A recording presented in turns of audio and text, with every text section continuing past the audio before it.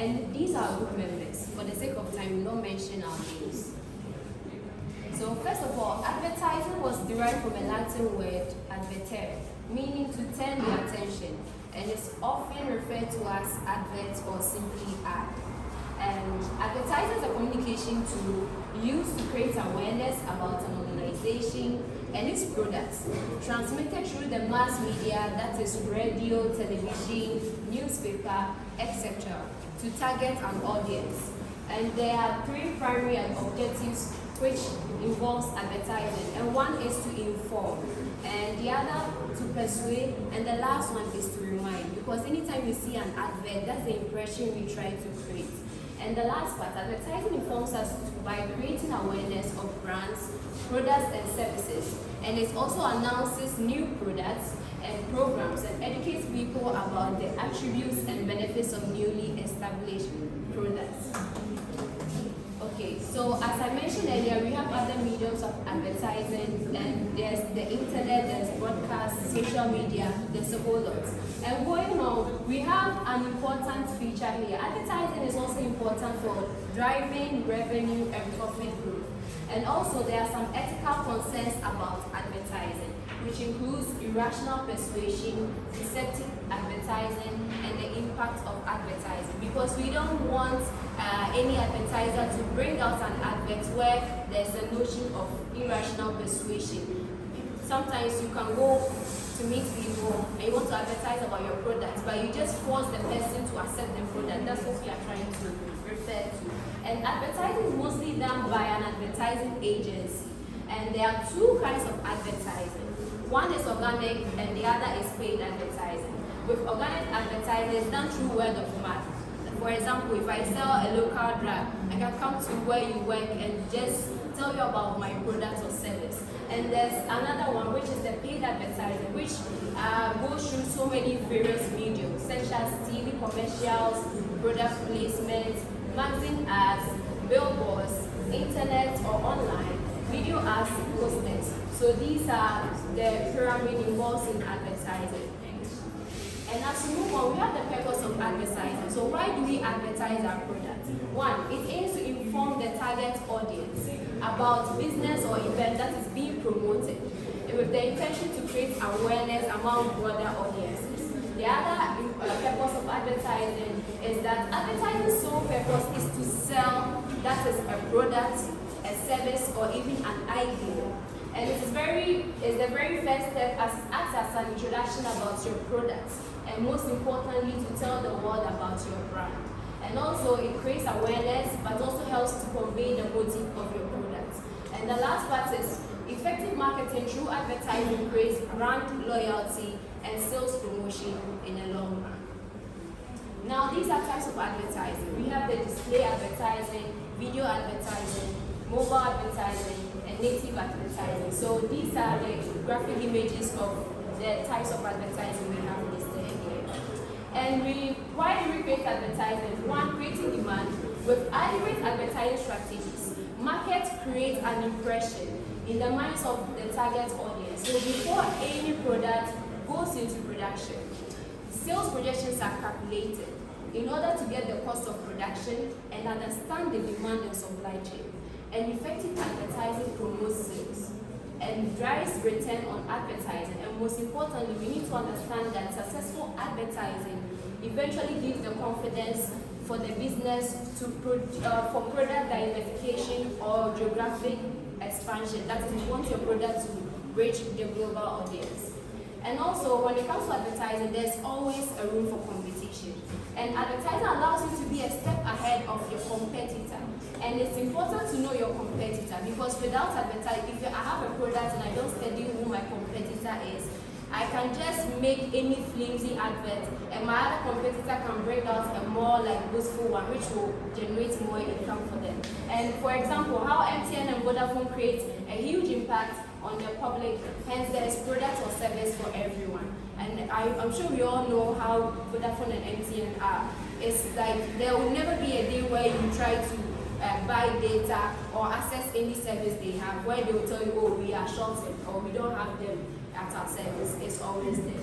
So moving on, we have the importance of advertising. I'll be highlighting on a few of them.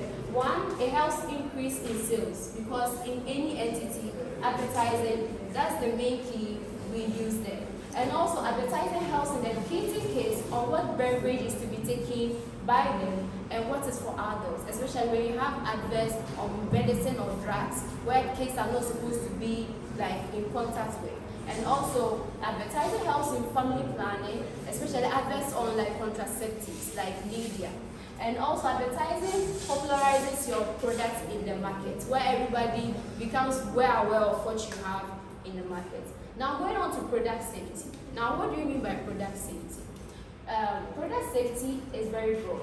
We have the meaning of a product, a safe product, but our main focus is product safety, which is the ability to produce, the ability of a product to be safe for its intended use as determined when evaluated against sets of established rules. First of all, we all know what a product is, anything intended for customers to use.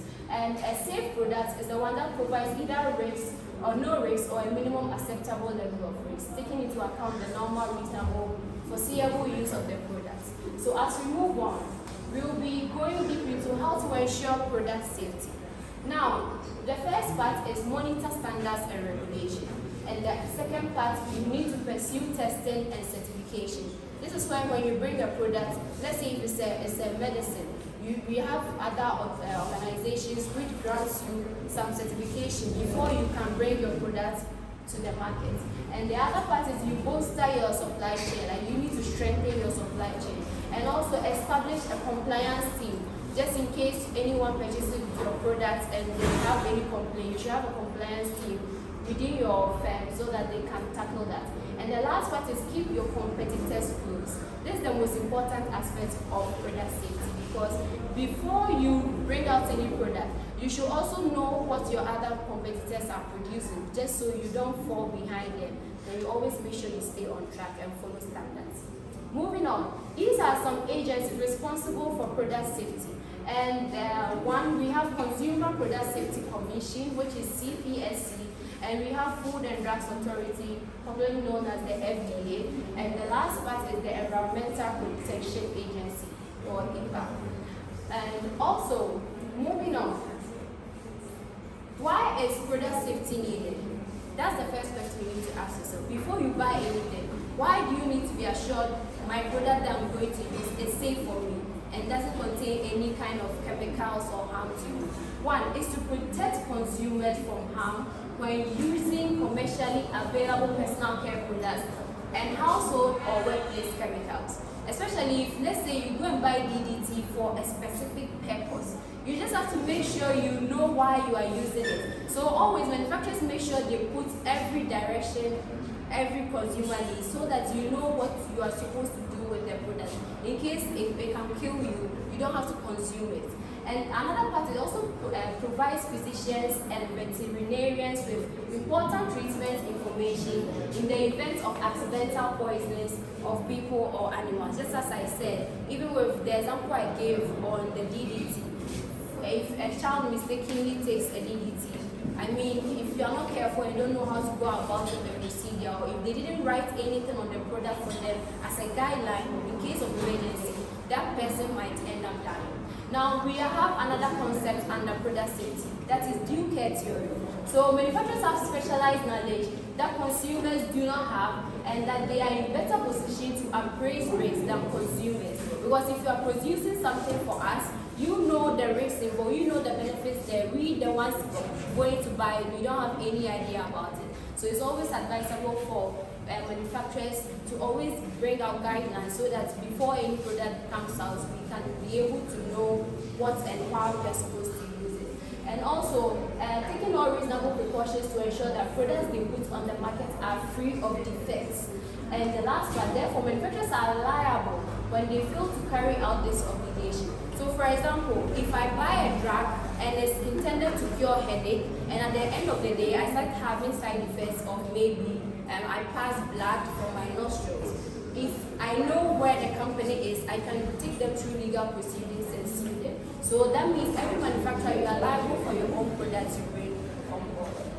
And the next concept is the concept of negligence. We always say if you don't know something, that doesn't mean if you commit a crime even in general. No knowing doesn't grant you a pardon. And this is another concept when it comes to product safety. So negligence, in law is the failure to meet a standard behavior established to protect the society against unreasonable risks. And negligence involves the interplay of three factors. So one, the probability of harm. So you can estimate how much harm a certain product or service can cause you.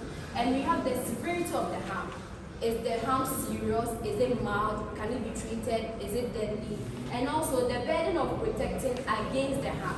Sometimes it's altogether better for consumers to think about a product which will not even come up or which will cause any harm to their consumers.